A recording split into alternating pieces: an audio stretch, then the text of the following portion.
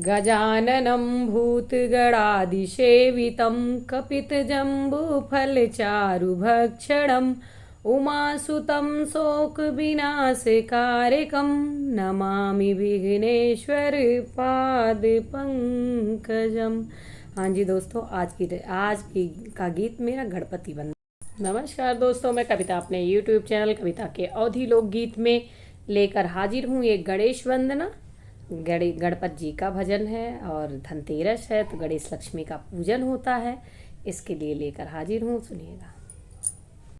सबसे पहले पूजन त्योहार हो गौरा के ललनवा। सबसे पहले पूजन त्योहार हो गौरा के ललनवा।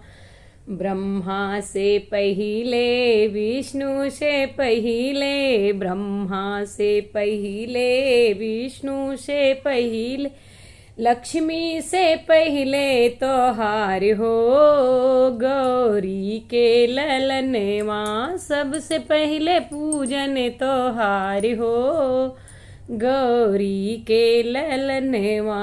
सबसे पहले पूजन त्योहार हो गौरी के ललनवा। रामा से पहिले शिव जी से पहिले, राम जी से पहिले, शिव जी से पहिले, राम जी से पहिले, कृष्णा से पहिले त्योहार हो गौरी के ललनवा। सबसे पहिले पूजन त्योहार हो गौरी के ललनवा।